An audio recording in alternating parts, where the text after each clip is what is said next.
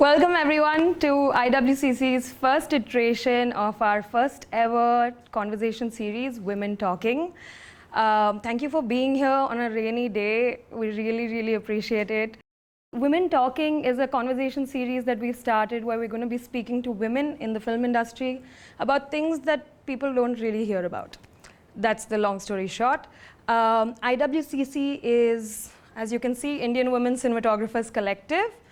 If you are a woman cinematographer and if you're not a part of the collective, I would highly recommend you join. You can find information on www.iwcc.in.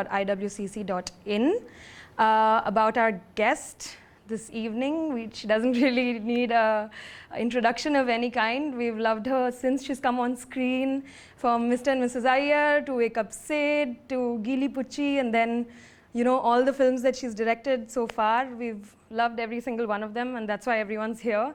Thank you so much for coming here, Konkona. This is surreal. Thanks so much, Juhi. I'm so happy to be here.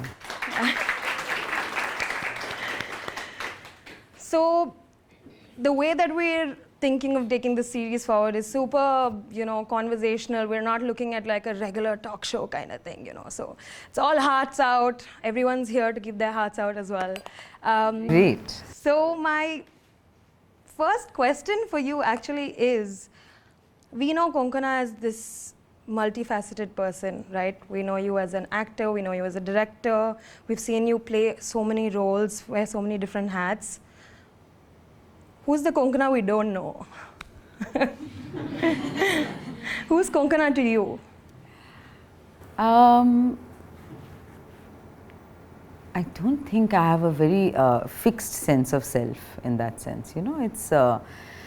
It's shifty and expanding and changing and evolving, and this is probably for the best. So it's. I don't know who Konkona is. I'm also happy to discover what's coming. It's been it's changed already a lot since from when I was younger. And I think one thing I know is that I feel that I can, there is some acceptance of, sometimes things are tough and sometimes things are great. And that's about it. Like, I feel like that's it.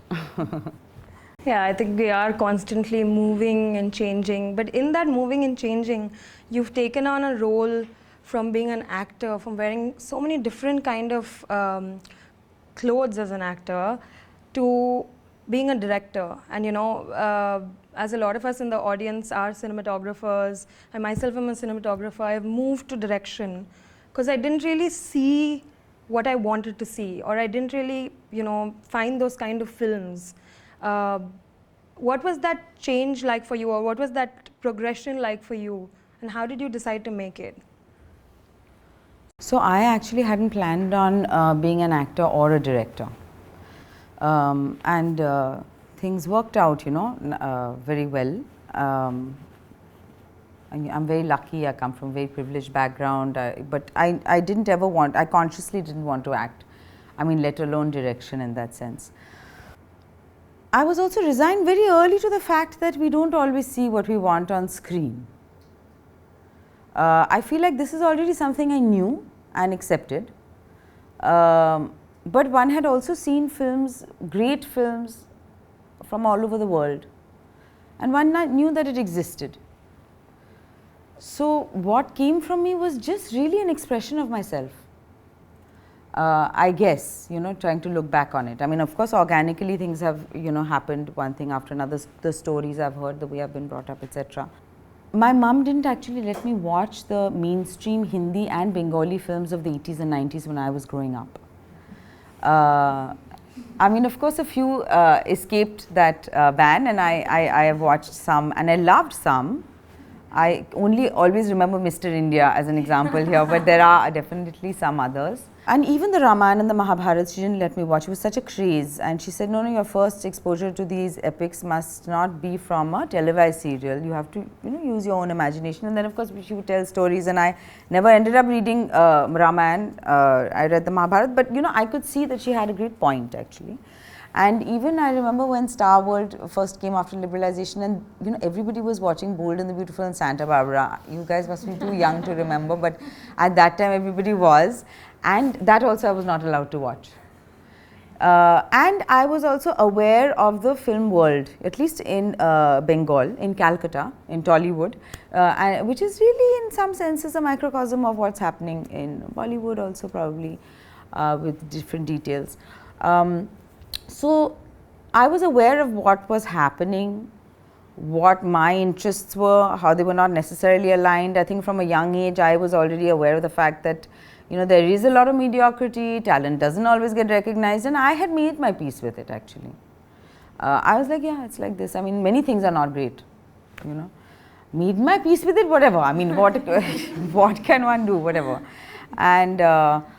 And then of course I got into acting and direction. So in acting again, you don't have that much, you can't exercise that much control. Of course you get to choose the roles you want to do, but that also it's dependent on what has come to you. Some other great films may be happening, but you don't have access to them. It's only when you're directing that you get, I think, you know, since it was also like, you know, like those characters in the world was something that came from like my imagination or my childhood. It was only then that I could at least kind of, you know, I don't feel that the roles I've acted in really in that sense express me, but like but definitely Death in the Gunj, it's like it feels close to me as like as an identity. And so this movement from being from an actor to a director came with a lot of thought. Like, did you spend time thinking, mulling over the subject that I want to do it? You know, so Death in the Gunj, the story actually comes from my dad. It actually happened to them. Like my parents used to go to Maklaksi Ganj a lot because, you know, my dad's parents were living there for a while, and so I used to go with them on these road trips, and it actually happened. And so both my mom and my dad are great storytellers, and my dad would tell these lovely stories which are sometimes very funny and sometimes dark and delicious. And you know, this is just a story I've heard from my childhood, which is just like a story I used to love hearing again and again. And I always say this, but when a loved one tells you a story again and again, there's so much that, you know, that is imparted actually, and that you can whatever glean. So that became just bigger and bigger in my head. That story, it was always there. I always had this fascination for this false prophecy that your character only makes come true in a way. That was the premise or whatever of Death in the Gunj.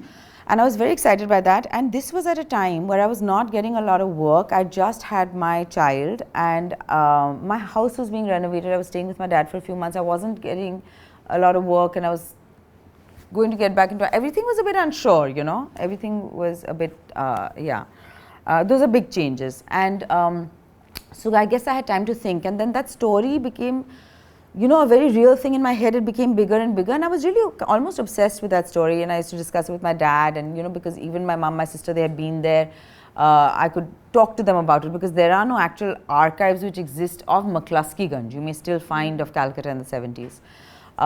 So that was great, and then it just grew to a point where I was like, okay, how else am I going to express this? And I felt like I wanted to share something.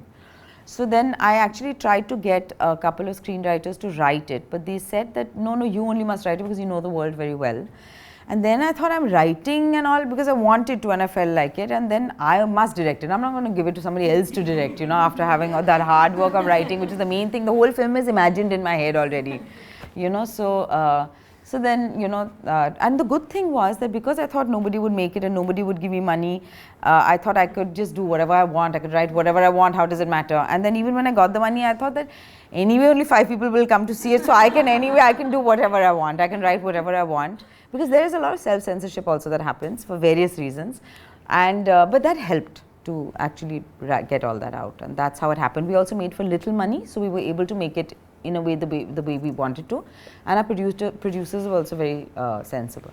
And there's a lot of freedom in that. There's a lot of freedom in like thinking ki I'm just going to put it out in the world and like let's see. Yeah, and then if you're thinking of, you know, like, am I finding it fun and am I finding it interesting? Because I'm quite like, you know, sometimes one can be deluded, but mostly, you know, you don't go back and always love your work, you know, or you know, what you write then later sometimes you're like, oh shit, it didn't come out properly. But you had a good time making it and you had a good time watching it. I had a, yeah, I mean, of course, stressful. I was going to say I had a blast, but it was so much fun. That, you know, world building is so much fun. Totally. And like going from there to Mirror, which I don't know if everyone's seen in the audience, but I hope you watch it. I hope you've seen it and I hope you watch it because it's phenomenal and it's something that, you know, God, we needed. We really needed. And that's kind of like what has initialized this entire talk to even happen. Yeah. Moving from such a intimate personal story like Death in the Gunj to Mirror, because that's, I'm guessing, not coming from, that's looking at another side of the world totally, right? So how did that happen and how did the writing process of the world building of that happen? So, you know, actually Mirror also is very intimate, because I mean it is about intimate spaces and intimate places in our minds, you know. So, and I think that I can really only confidently, to a certain extent that I can be confident, operate from there. Like I don't really feel very like I can make an epic sweeping, you know, over, like I don't even know that I mean it's not come yet at least. So I thought, okay, now I made Death in the Gunj, I don't have to make another movie, you know. Luckily, I'm getting, you know, some acting roles, whatever, and even though most of it is awful, some of it is worth it and it's okay. And that's life, you know. So then Ashi Dua, who is the producer of Last Stories, came to me and said, make this. And so I said that, you know, I don't have a story, give me a few months, if I can come up with something great, if I can't, then please move on, because I didn't want to take on this pressure. And then I was thinking about like lust stories and how to make a lust story, short film, whatever, what to do. And so I was discussing with my associate and Disha Rindani, who's a fantastic young filmmaker, and she was also with me on Death in the Gunj. And then we were thinking about motherhood in lust, or, you know, like other ways to approach lust and things. So I guess my radar was like whatever on, and so at a friend's house, at a dinner party, a friend told us the story, just by the by, about how she came home early from a migraine one day. With a migraine, she came home early and she came back and she found her bai on the bed with a man. And she ran out and sat on the sofa in her living room. And a minute later, the bai and the guy came out and she just held out her hand. She gave the key and they never spoke, I think, again till a while. I don't know, but that's where I heard it. Then, and immediately I was like, I'm going to use this, can I use this? And she was like, yeah. And because I just found everything is there. What a potent mix of things. And you know, do you have the vocabulary to say, aap sex kar rahe the mere bed pe? I mean, it's a very awkward thing to say. Yeah. Especially when you're already like, you know. So the migraine was very important, because I remember many people asking me, does she have to retch and take that pill, and why, you know, there was a sequence in the beginning, and even that first shot and of the city that was so important to me. But I felt that was, you know, I wanted that. Migraine was very important. It's key because it also you know, it just leads you. Also, I was very aware that the Ishitas of the world would be watching it more than the Seemas. So I wanted to enter the world with them and then take them somewhere else, you know, because that's fun. Yeah, and I mean, watching Ishita's character from the beginning, it could be anyone you know. It could be anybody's story, which is the best part about it, right? Yeah. Because it leads into the house and then you don't really know what to expect. Going from there, actually, it's called the mirror, and the mirror is this object, right? Like, I'm wondering, did that come before? Did that come after? Where in the process of writing did that, it was so much fun. I just can't tell you, it was so much fun writing the mirror, because I was like, then I had drawings of how the house should be and where the mirror would be placed, and one day me and my writer in my room only, we are in the study with the mirror working it out, and she didn't even know that when you look at somebody in the mirror, they can see you. Right? Yeah. Where if you're looking at a mirror, even if you can't see them in the, whatever. Anyway, so that it was a great, I mean, we really worked out, like everything is just like imagined and detailed so properly. And what the mirror would be, where the mirror would be, because it can happen only through the mirror. So I just feel the mirror is like a portal, really, where they can meet. Because they're so unequal, and nowhere am I meaning to suggest, of course, everybody's interpretation is valid, that their lives are equal in any way, because they're not. Their lives are inherently unequal and always will be. But so it's really like an like a little portal where it can't be. So it had to start also at this very high. It had to start on a high, because these are not. I remember talking to my actors earlier and saying that, you know, it's not in this. It's not in the. This experience is not in the realm of the ordinary. You know, often we play characters where you're falling in love or somebody's dying, and you know some things are happening, and you know these things happen. But this is not an everyday occurrence, and certainly not watching. You know. And it's nice to see, you know, women who are just following their desire, making mistakes, conflicted, but just like, you know, I mean, I just found that very interesting, and I found it funny and revealing. Portal is such a potent word. Yeah, but the worlds can meet. Yeah, and it actually like transports you into something that you're probably not going through, which is what that, you know, two-way experience was feeling like. And there is, I think, one thing that it brings out right at the top, even through your friend's story, which is that there is a lack of space for a certain class to even, you know, have sex. So it's bringing out many different points about the class of people in subtle but also very pointed ways. So what part of this was, you know, hidden under the cracks, and what part of this did you want to bring up? I wanted to bring it out very strongly. That felt very important to me, and I wanted to say those lines. I mean, it's really even directed at me and all of us, because I wanted to say those lines, "Teri chaddi tak to main dhoti hai," because that happens in, like, I mean, it happens in so many households that, like, there are daily injustices we live with. And our conditioning is like these two women, when they fall back on their conditioning in that moment of confrontation, when they have that massive fight, again, there's no precedent, there's no vocabulary to say, yes, I was enjoying watching you, yes, I was enjoying being watched, you know, it's, you know, let's figure it out. It's not, it's, how do you go about it? And it will happen to all of us in life, because our life is not what is necessarily portrayed in especially popular culture, films, books, otherwise, you know. So these things, unprecedented things will happen in our lives, and you know, this is what happens when you fall back on conditioning, because that's what they do to, you know, because Kamal is there, so they really, and he's a kind of almost a stand-in for society, even though he turns out to be fairly evolved eventually, but so they have to almost perform for him and say, you know, and blame each other. So they fall back on their conditioning. Conditioning is not always the most fair or the most just or the correct thing to do. So you have to think in each situation, you know, of what is correct. And like talking about female sexuality on screen itself, which you've shown in such a such a soft way, in both Gili Pucci. Why is it soft? In soft way, meaning it's a subtle way of showing it. It's not aggressive. It's not, for the lack of a better way of saying it, and I know it's overused, but male gazy in that sense, and it's a word I want to try and stay away from. Yeah, even I'm kind of bored of the word male gaze, but both Gili Pucci and Mirror show female sexuality in a very subtle way. Like I rewatched Gili Pucci yesterday, and the moment in which she kisses your hands, there's just a shift in the eyes, you know, and there's a shift in her eyes, and that's how you show desire being formed almost. And so as an actor and then as a director, how did that translate? Like you have this scene, but how did you direct your actors towards this, and how were you directed when this was brought to you? Is that too much of a question? No, it's so interesting. I don't know. I mean, I'm just reacting to it. It's not like I didn't have any answer. I don't know. See, I think that, you know, there are sometimes some feelings that we have, and then you have to express them in whatever way you know to express. If you paint, you paint. You know, if you write, you write.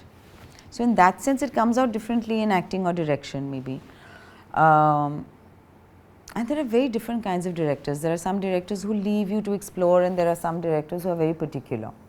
So I have to say that at least till now, I'm very particular also, because I have, you know, I know exactly what I think I want, and often have very little time, money to, you know, try out other things. So in that sense, you know, I have a specific thing which I want, because I know that you have to hit this here so that we can do something else later, you know. Gili Pucci was actually written by Sumit Saxena, I think, and Neeraj Gewan. And then of course we acted in it. So it's such an interesting collaboration actually, because it's you know, not even that you can say that, you know, women can only write women. It's just about your sensitivity, I guess. So in that sense, yeah, in Neeraj, I was very grateful to have Neeraj as a director, because he gave me books to read and films to watch. And I had also seen a film called Below Her Mouth, which has an actor called Erica Linder, whom I adore, and was so good in that film. And that film was there the year that Death in the Gunch went to TIFF. Oh. So we watched it then, those actors came. So that was also a big part of, you know, because if you're talking about like how desire is shown, I think it's written very well in Gili Pucci, because we had only those moments, and I got a certain kind of a guidance from Neeraj. And then of course you don't know what happens in that moment, you know, these are not planned. I sometimes find it very difficult, I mean, writing a little more, but very difficult because you cannot plan or plot a performance, or sometimes even a shot. I remember Siddharth Diwan was the cinematographer in this one, and there was some shot of me crying, and you know, like when are we going to move or whatever, and there was a conversation about, you know, I'll have to feel it, you know, in that moment, and you're taking cues from each other, and such a delicate thing is born, you know, with so much collaboration and so many, you know, it's difficult even to own a performance, because that performance is because your co-actor has done something, you've reacted, because the camera is here and not behind you, you know, because the editor has not kept that little fuck up and, you know, edited it out. So it's what happens ultimately, the image is. So it takes a full village. Yeah. Yeah, but even in like when you're speaking about performance and as a director, you know, there's this, when Tilotma and Amrita Subhash are having that showdown, there was this thing that stood out to me that I couldn't get my eyes off. Tilotma's eye was like quivering, and I was wondering, in your style of direction also, there has been a sort of an outbreak, right, from this thing that she's hiding. It's come out now. It's come out to the public. So what was the kind of things you maybe told her to bring out that kind of an performance? Do you remember? So that performance is all her. Yeah. Both the ladies are tremendous, even Shrikant. You know, so I like to narrate the script, because I feel that I can hit all the points. If something is unclear, I can address it immediately. I like to narrate the script, and I'm sure sometimes it can be, you know, limiting for the actor, maybe, or for any department. I don't know. So all of this is already addressed. Everything is already addressed. So they know that they have to hit those highs. How they hit those highs and those faces and the expressions and the thought and the feeling, that's all them.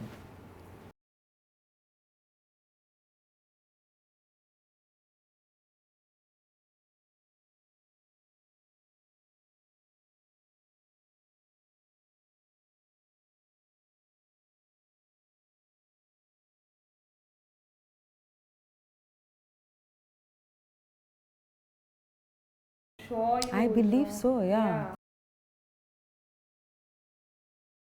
You know, I was aware of it.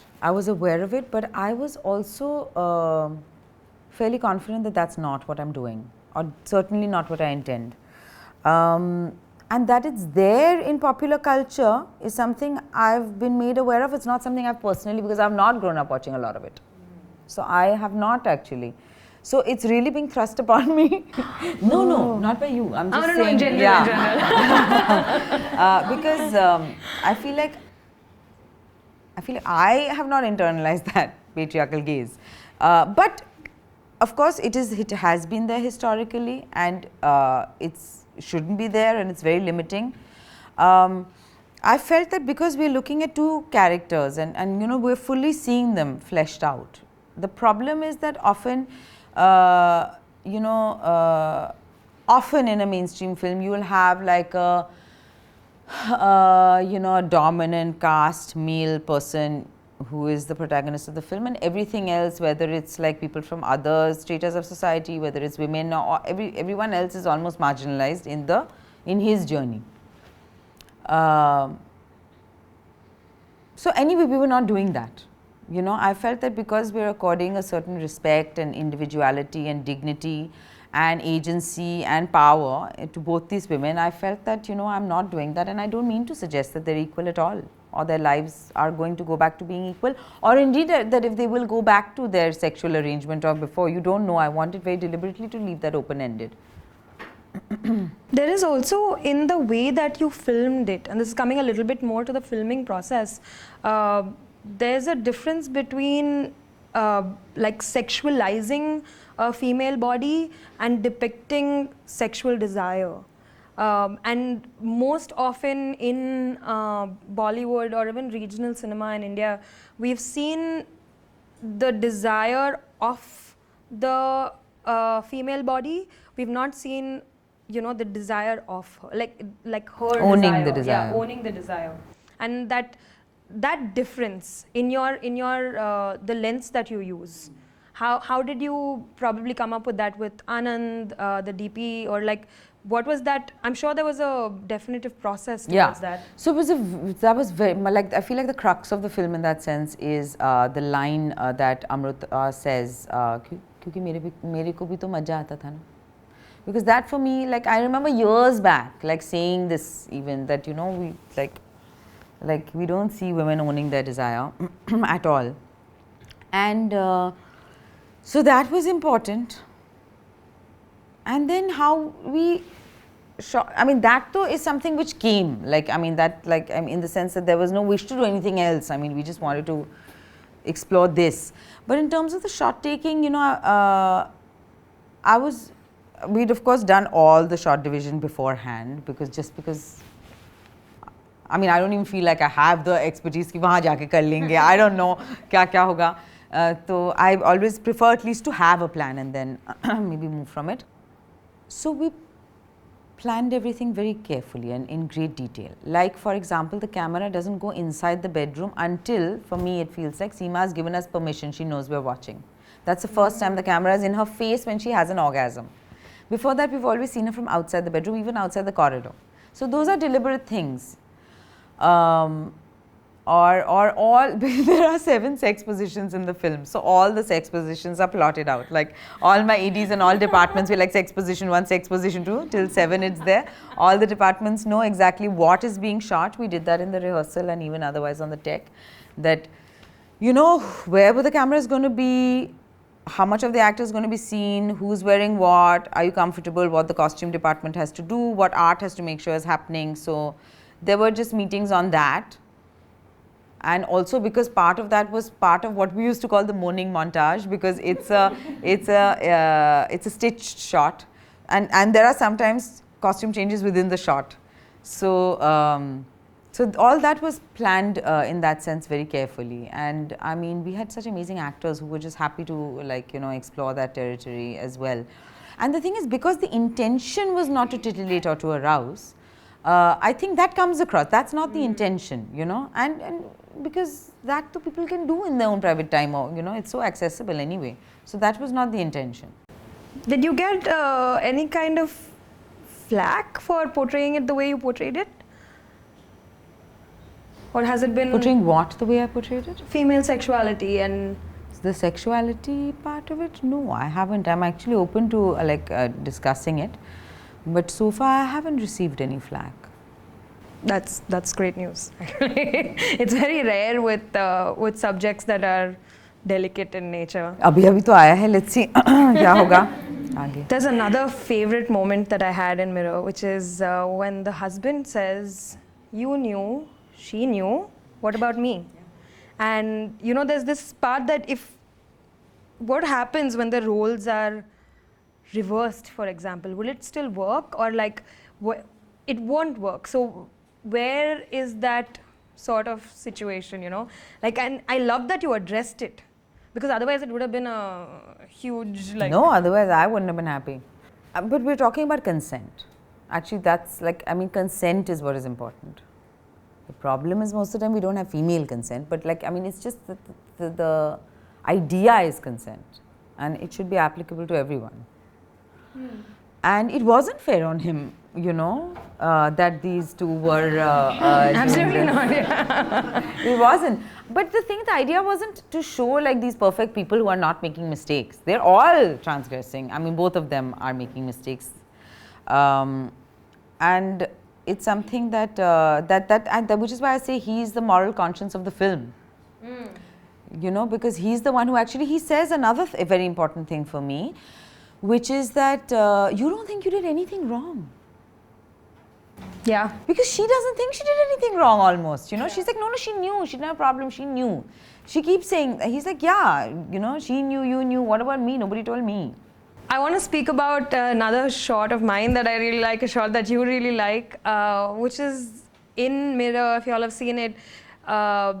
As she's speaking to her friend, she comes out on the staircase and it's like a dance almost. She goes inside the elevator, he comes down the stairs, and then she goes down, she slinks. You know, I just love that so much, and I call it the receding triangles, because you know, they are in this triangular formation, and Amruta's right at the back, and Amruta exits leftwards into the lift, and Kamal is coming towards camera, and you know, here, and Tilottama is kind of mid-level and going downwards, and it just gives me so much joy, because you know, these are, I mean, because you know, one has the film is in your head, then you find a real space to shoot it in, because there was some talk about set banaye kya, but then we didn't, you know, want to, whatever, for many reasons, and then you know, you find a space which is not perfect, you know, there are like problems, and then to actually squeeze your idea into this, how it happens, and planning that out,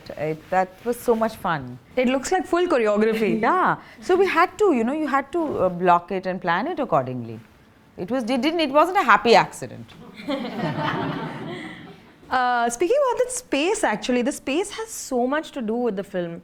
You know, there is so much, like even after the first time she has viewed them, she goes and stands next to the bed. And the whole thing of the bed, the kitchen, each part of the house has so much significance. And how did you go about finding this space itself, and what were the things that you absolutely needed, you know? So it was very difficult, because like I said, we had some drawings about how the mirror needed to be, and would we need to create a wall therefore. So we knew that the entrance and the bedroom had to be on the same kind of a plane, and then there had to be something reflecting both. So we saw many houses, and you know, nothing was working out, and then we found this place, and I also knew that I needed very clearly a watching corner. You know, like I needed a very cozy nook, and actually I had imagined it like so we couldn't do that exactly. So so there are two watching nooks, and she crosses over, goes to that other side, because I had always thought, you know, there'd be bookshelves, plants, books and knickknacks through which you can see her face, you know, and there was just no space to create that there. So then we had, you know, we had put fabric at the back, which was going tonally with her clothes, and there was wood.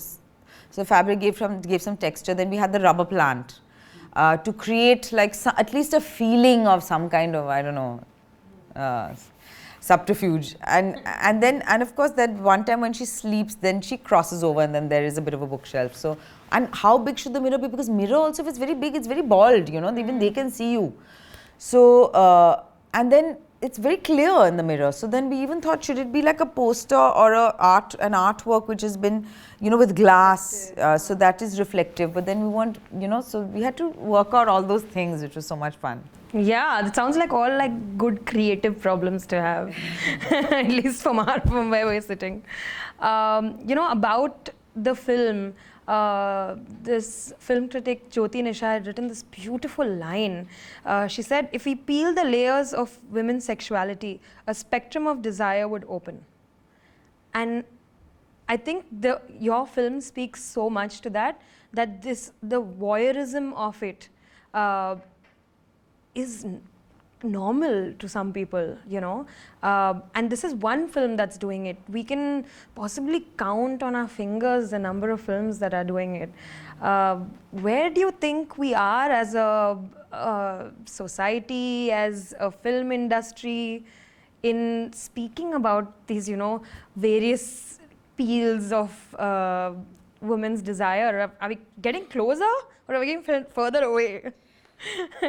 I mean, it's hard for me to say overall as an industry. I don't think, the thing is, it's been so limited, sexuality, the way it's portrayed on screen is very limited. I mean, I think even in Hollywood or in Hindi films, otherwise in Indian films, I think it's been fairly limited. Even for men, it's been limited, actually, I feel. So let's not look there to it, for it, I'm just like about this. There are films which are dealing with it. Like, for example, I remember the piano teacher, Michael Haneke's, was very inspirational for me because, I mean, what a unusual, weird depiction of sexuality. And it was so interesting. It's because sexuality is also human nature, So we should not have the expectation that popular culture is going to, be able to reflect us in our totality. And when our own expectations of life are not living up to what is depicted in popular culture, that, oh no, the one, whatever, that those kind of things, they don't necessarily exist. But there is a whole question of art imitating life, imitating art. So like when we see our feelings depicted on screen, we also feel like validated, which I'm sure a lot of people... So there are films, you have to search for it, you have to look for good content, you have to pay for it. Pay for it, important. What are some of the films that you really like around the subject or like, that inspired you in general? So just now I've curated a list for Mubi. Oh yes. Of like 6 films that I love. Which are there, and for this film particularly, Piano Teacher was definitely, I mean, I just loved that, I forget the name of the actor. Isabelle Huppert? I don't know, I forget. Anyway, but so good she was. So that was definitely a point of inspiration for me for this, and for Death in the Gunge, it was Picnic at Hanging Rock. Taking notes. Almost towards the end of it, this is like a more general question for Konkona the person. Is there somewhere that, something that people get wrong about you as a person, as an actor, as a director? Or you feel like largely understood? I don't think that it's very important to me that everybody understand me, except for a few chosen ones. And even there, it's not always perfect, it's always a work in progress. And with this, whatever image I may have, I feel it's irrelevant because it's none of it's not really of my making actually. I'm not, and I have very little control over it also. Like, people seem to think I'm full of moral integrity, I don't know why. For example, I can be, of course, but yeah. That's a good point. That actually brings me to the end of my questions. It's also a joke. I'd love to open it up to the audience now for any kind of questions you may have. I have a simple one. Thank you.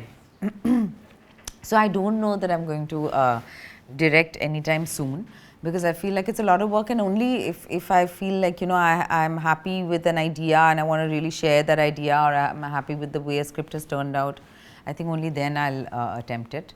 So I'm hoping to get some, good acting gigs so that I can do that. And do you have any releases coming this year? I do actually. I have, Abhishek Chaubey has made a web series for Netflix called Soup, in which I'm acting with Manoj Bajpayee, and we've been around forever, both of us, and we've never worked together before, strangely. So that's been very exciting. That will come out in October. I have Mumbai Diary Season 2, which is coming out on Amazon. And then I have my mum's film, Aparna Sen's The Rapist, which won the Kim Ji-seok Award at Busan last year, and is coming to Mami this year, and then hopefully to OTT. And I think that's it. We'll look out for it at Mami. It's exciting. Mami is back. So that's a good... Exactly. Yeah, it's great news. Anyone else? Yeah. I have a question about your casting. How do you cast being an actor yourself? And in both your directorials, your casting has been completely on point. And I'm talking purely as an audience. So what is your process? I don't like to think about casting till I finish writing. Right. And a lot of people don't actually, and that's, I mean, so there are many ways to go about it. I personally don't like to think about casting because I want completely the characters to emerge, and then I know what I want, and then I can see, you know, from what is available to me. So I had, for example, in Death in the Gunj, I was very lucky also that my producers didn't force me to take somebody who's very well known, because I wanted specifically to take Vikrant Masse, and I had seen his work in Lutera. I mean, he had a very small role, but a great role. I mean, whatever, he had some kind of screen presence which I wanted for this. And even in this, I knew that I wanted Tilottama. I think because she brings something very modern and refreshing to her roles, and she's very contemporary, and she doesn't do the same old thing, you know, that people have been doing. And there's also something inscrutable. She can be a little weird if she needs to be, or not weird, or be like a little geeky if she needs to be, and she can be vulnerable and inscrutable. And I I also didn't. Yeah, and I felt that both with Vikrant and with Tilottama and Amrita, it's you know, it's, you have to be imaginative when you're casting, I feel, because people keep getting the same roles again and again. And Tilottama suggested Amrita Subhash, for which I'm eternally grateful, because I was like, oh my God, yes. And then Amrita, I asked for some recommendations for Marathi actors, and she sent me a few.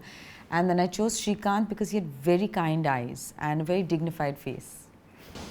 So I was wondering, I was curious, in Mirror, we see a lot of Amrita's life, like we see the people in her life, we see her world, and we go into her world a lot more.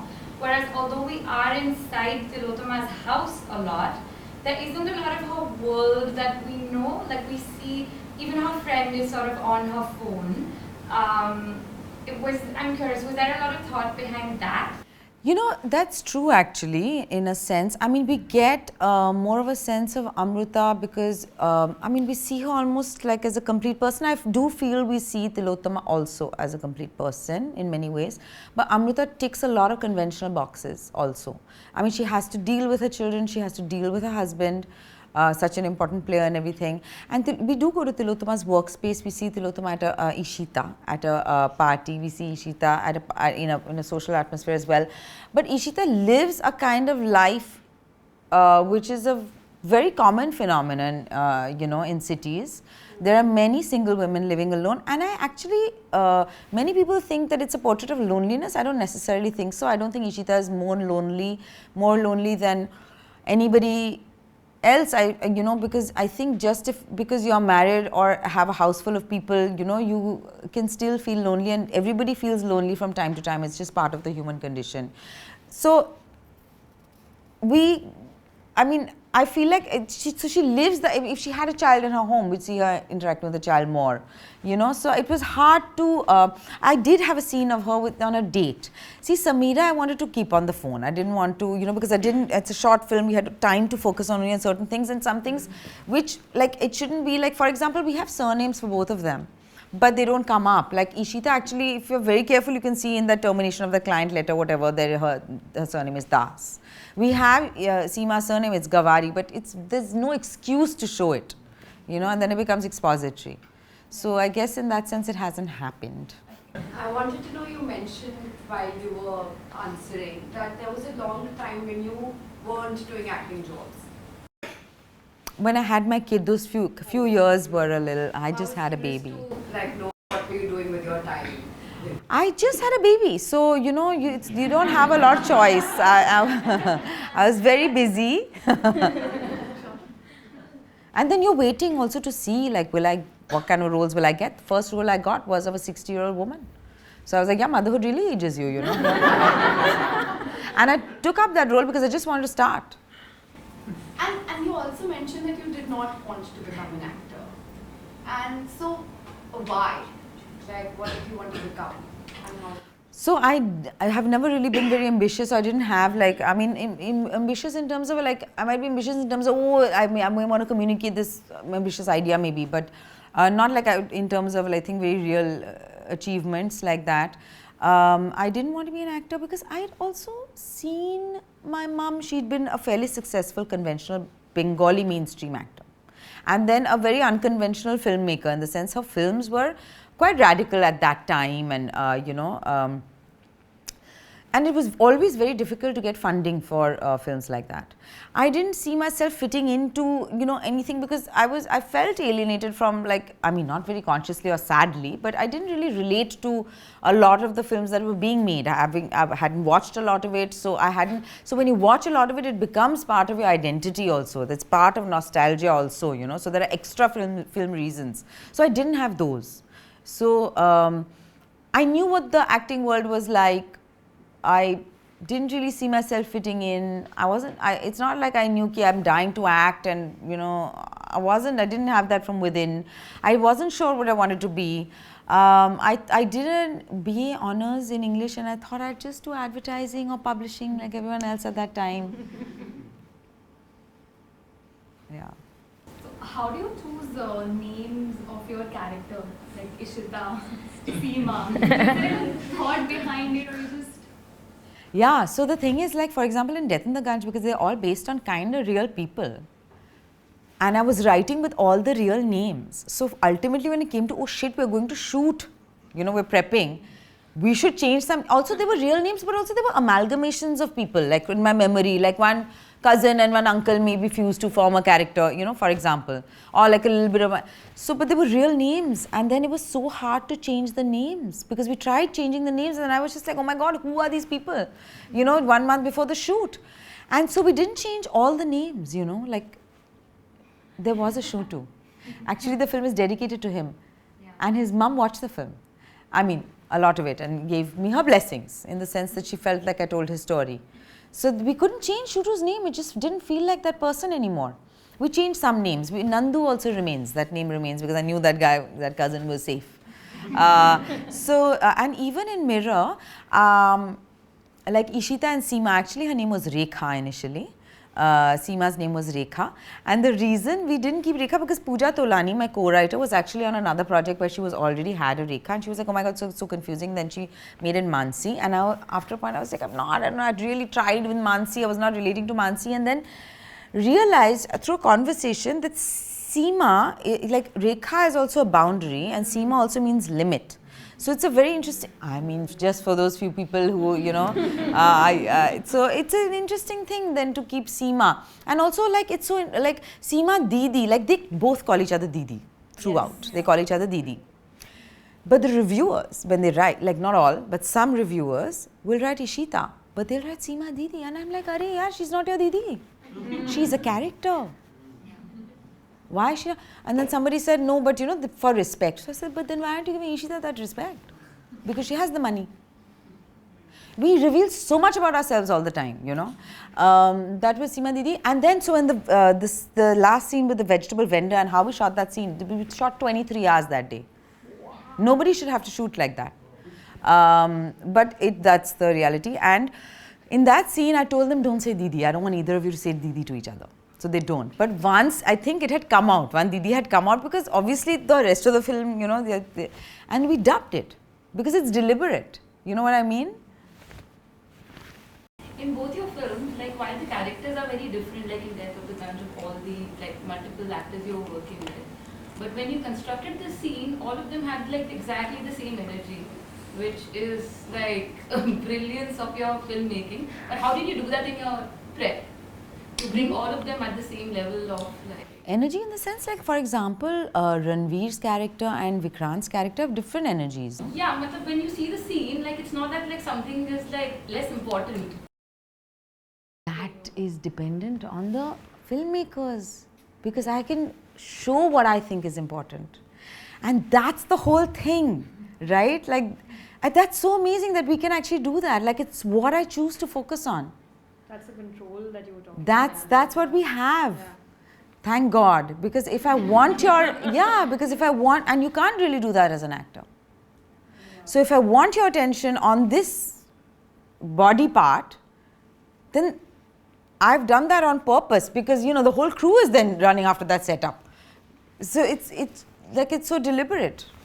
Like what you, and sometimes the kinds of things that the director or the cinematographer or whatever, the people who are made, the makers, the HODs, whatever, the kind of things they want to show give you a cue as to what kind of things to look for also. I feel like, I mean, just now in past lives I felt that, the kinds of things they were focusing on was telling me the kind of story they wanted to tell. As an established filmmaker and actor with such a strong voice, if you had to say one thing for all the other independent filmmakers out there, what is it that you would?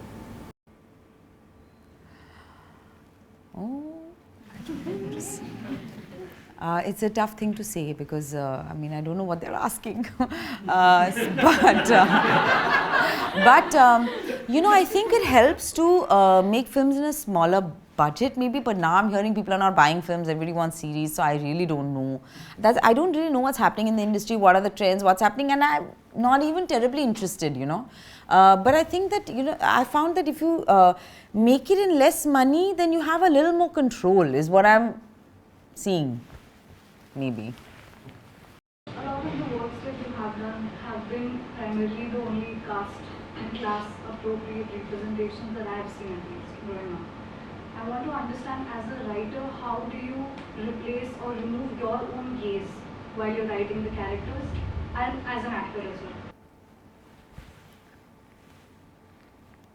I don't actually approach it like that, but that's an interesting way to think about it.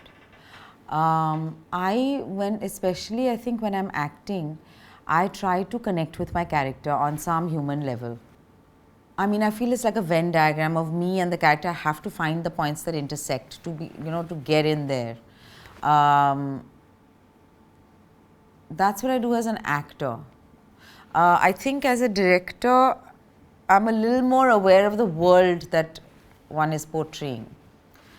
And it depends, I think, on what I want to say. I don't think you can take away my gaze from it at all, because it's my gaze only, my gaze and the cinematographer's gaze and whatever everyone's bringing into it. So I can't absolve myself of that. Were there any particular challenges that you faced were only because of the fact that the themes of the work that you're making were caste and class oriented, like from the production studios? No, we had very high standards for ourselves. They luckily didn't actually say very much on this. They were like, casting me, thoda star le lo is everywhere. No, so what are you asking exactly? When you are tackling with themes like such, if I am a filmmaker who wants to do this in the future, what are the particular unique challenges that you feel you will face? So I believe the networks and the studios give a lot of notes, and that's very hard to avoid. I have to say that in this one I didn't really get in this film, in this short film, but I have faced it in another series that I'm developing. Following your conversation, you said that you're privileged, and then you also said that you're aware of the theme. But for example, in Gili Puchi, you were bringing out the whole caste thing and also the sexuality bit, right? So when you say that you're aware, and I am assuming, I could be wrong, when you don't experience these things, how do you bring justice to the character? How do you dive into it? Because when I watched it, I wanted to know whether is there internalized casteism. I don't know your sexuality, so how did you get into the depths of it? Because of course, when you bring out certain issues on the screen, and if you are not a part of it, or marginalized communities, say being a part of the... I've understood. I understand your question. I think that, I'm neither Dalit nor queer. So how do you address that? So that actually was a point of concern for both Neeraj and me, and we also wondered about it. Neeraj himself is Dalit,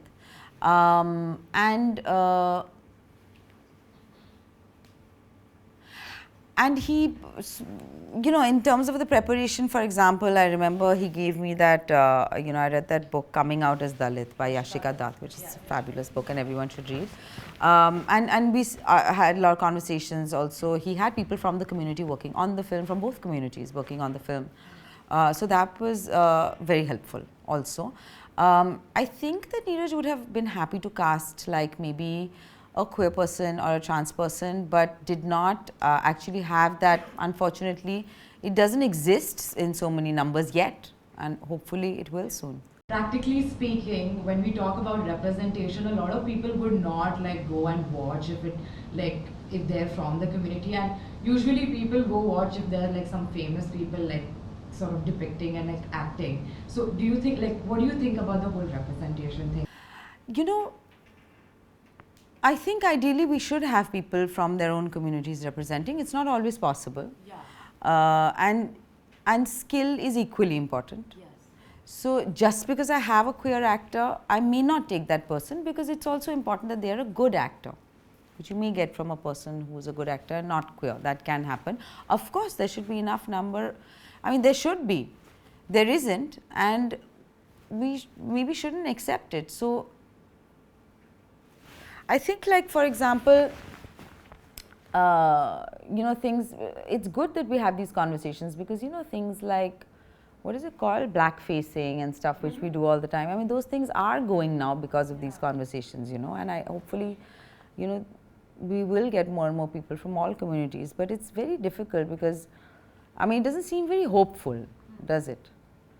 It doesn't necessarily seem very hopeful to me, because there are people who are communicating ideas, there are people who are trying to sell a project, you know, trying to sell a product. So that's always been, you know, it's good to know that these things, these two strands are there, because then you can navigate that accordingly and see where you want to place yourself.